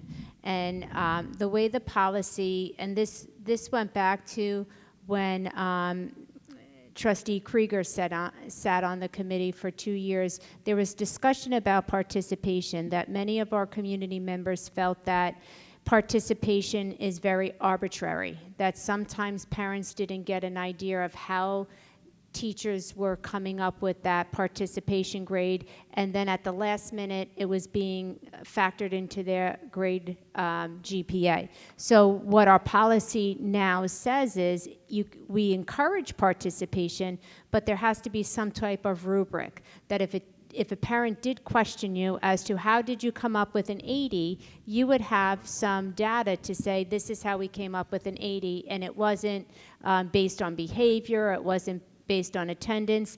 What they were saying is it was very difficult because they had to do a participation grade 4 times within a marking quarter. So we discussed reducing that So it would encourage more teachers to use participation, and they didn't feel that it was too burdensome when they're doing their grading. But we indicated that we would want at least one of the participation grades had to be entered before progress reports. So when we're reporting to parents, they would have a sense of how kids were doing with participation if it was going to count. You couldn't just put the 3 grades in after progress reports. So it was a way for us to be actively. So we did discuss possibly reducing that from 4 to 3 or 4 to 2, I think the conversation was. Yeah, and it's, we were, like you said before, it's got to be measurable too. We want to take away the subjectiveness out of it a little bit. Are you going to give us those numbers? Yeah, we're going to send you, we're going to say numbers. Is it going to be in a like, Yeah, are you so gonna rewrite the what we policy? felt was we really wanted to explain it to the board first, and I have the policy with the track changes that I could certainly send out in the Friday update, so you could visually see what we have just explained to the board. And the amazing thing that she put out there that I loved, that I sat there and played with for a while, is she gives you just a little template, an Excel sheet that has all, she sent it to me, and it's got all the formulas worked into it, so you can actually input a certain student's grades and see how, say they messed up and bombed one test but were getting 90s, how would that affect their grade? You know, and it was fantastic. So I do want to thank you for that. It made it easy to see and measure. So. She does those nice comparisons. I remember the charts too. You know, the A, B, and C students. Was there any discussion of extra credit, or I know test corrections? I know this year we heard from parents. We talked about the that. test Was there corrections. any changes on that, or that's still discretion of the? It's always been the discretion, Discretion of the even department, before yeah. this policy. So we never mandated test corrections, but we did discuss that we can change language to say we encourage Right. test corrections, but we really can't force test corrections or retesting on teachers. It's not something we have historically done, or we should, because retesting is really very unique to each, in an art class, retesting may be very difficult, or drafting an essay, that's part of the writing process. So that's always been at the discretion of our teachers. I think it should be kept that way, but the policy can say that we truly encourage test corrections as a district. Right. And it's a learning tool. We had that discussion about the use of test corrections as well. So yeah, this is just our initial conversation amongst the board. We've been going over this the whole entire year, so we wanted to put you guys, then hopefully start moving forward as such. All right. Thank you so much, Trustee Salazar. Okay, moving along, we're going to get to community comments, number 16.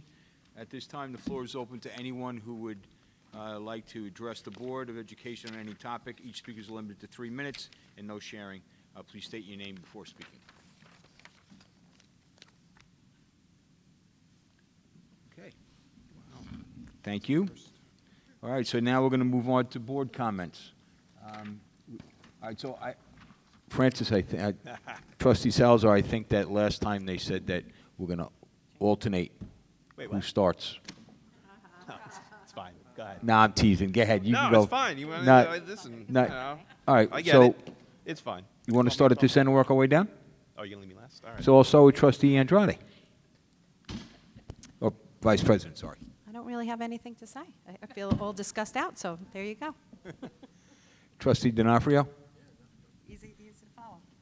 Trustee Jennings? I just wanted to go over some things just to talk about regionalization and the update on what's going on for that. They've had some meetings. There have been 28 districts that have opted in. They have a little thing called Notice, Think, Wonder with protocols. They do some gallery walks. There's small and large discussions.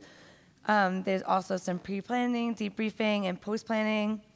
There's definition of the words with focus areas of enrichment, graduation, workforce, start, and change. The next steps are the superintendents are the designees driving this process and convening to a larger community with the focus areas. Then, hold on, that was all BOCES.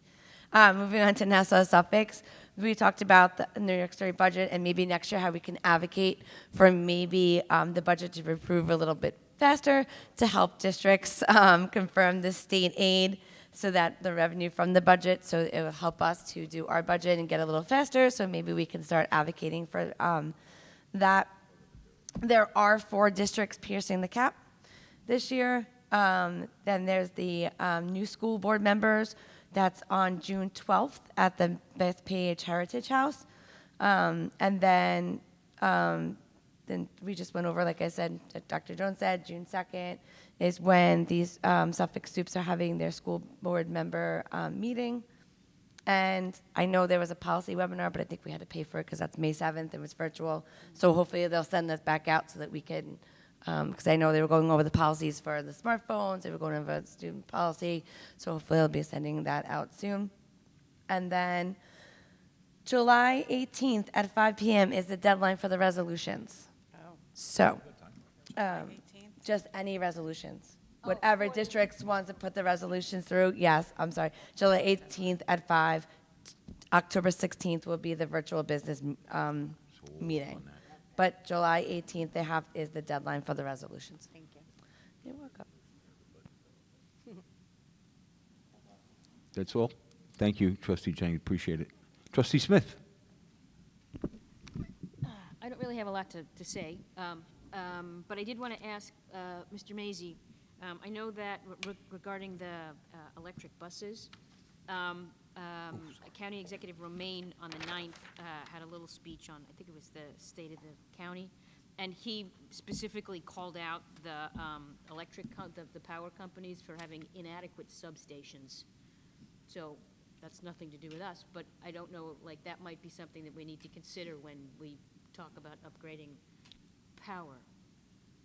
I think that's the whole island. Yeah, the whole island. Probably the whole When state. all of the schools start putting this in, this is going to be a real issue.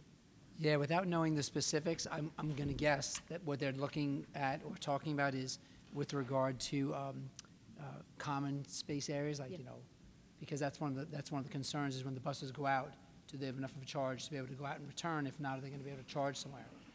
Our focus, what they're going to focus on for us is they're going to look at what our usage is and have in-house charging stations for us and show what those requirements would be and what the district would need to do in terms of an electrical upgrade here in-house. Okay. But and it's would a that great be- point. We've been talking about infrastructure and the ability or lack thereof to support the transit of electric buses for a while. There is some informal data, though, coming back from some of them, particularly on the, without getting too far into the weeds, one of the things that they do very well is they're looking at buses in a worst-case scenario. So, I mean, they're looking at in cold temperatures, in the dark, because when the buses are drawing and using more electricity. But some of the early data that's coming back is some of the districts upstate have used them and have been a little bit better than anticipated. Oh, excellent. So we'll see. Like I said, there's still a lot. Like I said, it's still very early in the process. Okay, thank you. You're welcome. I get to go before. Trustee Krieger? I get to go before Fran, finally. I just wanted to say thank you for all the presentations and for Mr. Mazie with all his work with the budget. And that we just have about 2 months left to the end of the school year. I know my class, we actually have less than 7 weeks of class time. So they're going to fly by. We're full of sports and arts and APs and regions and music. And I just look forward to everything that this exciting time has for our kids. Well, I was going to say all that, so I'm not going to say much more. Ditto. No. I want to thank Mr. Toole and Ms. Canetti for their presentation on the cell phone legislation. At one point, you said, you know, we need to kind of change this, for lack of a better word, detox, and I think that is the best word you can possibly use, is detox. You know, and I think it's a hard thing. We're swimming upstream with this whole thing, you know, because we're fighting technology, fighting kids, and they're much more savvier than we are with these whole things.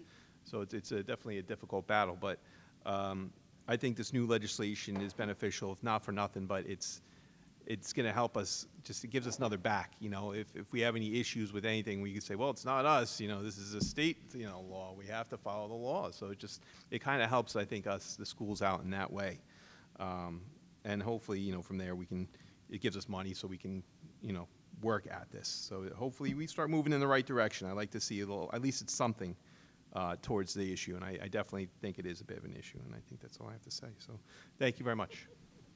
Thank you, Trustee Salazar. To continue with what you just said about the cell phone usage and such, and thank you, Mrs. Kennedy, Mr. Toole, the presentation was great, and I think that the real presentation that was made to us tonight to understand all these things, if the student body understood this, and I'm talking about in my school at Eastern Suffolk BOCES, they don't understand all the negatives, and their biggest thing is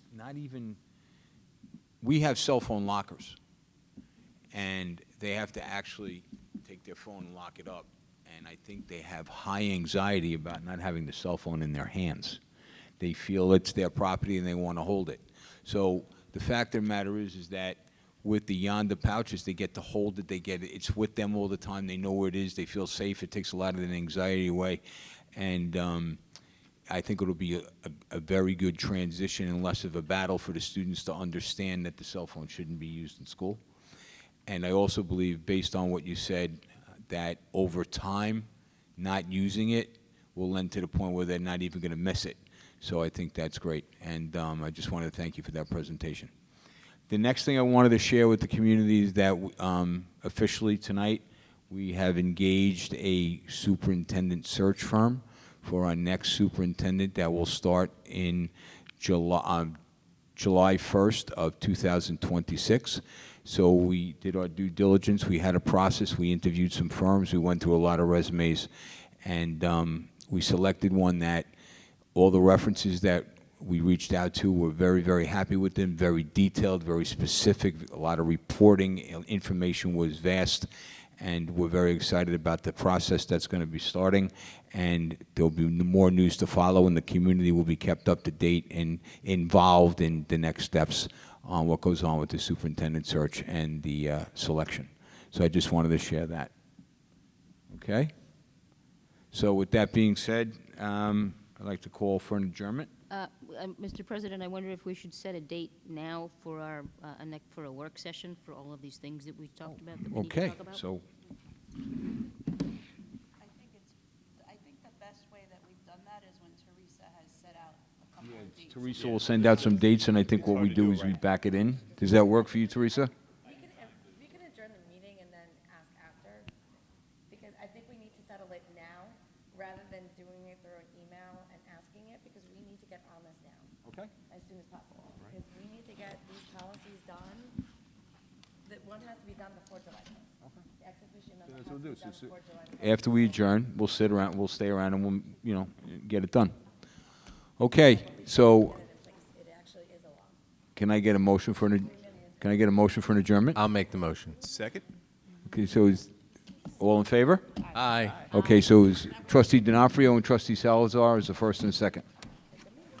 Thank you, everyone.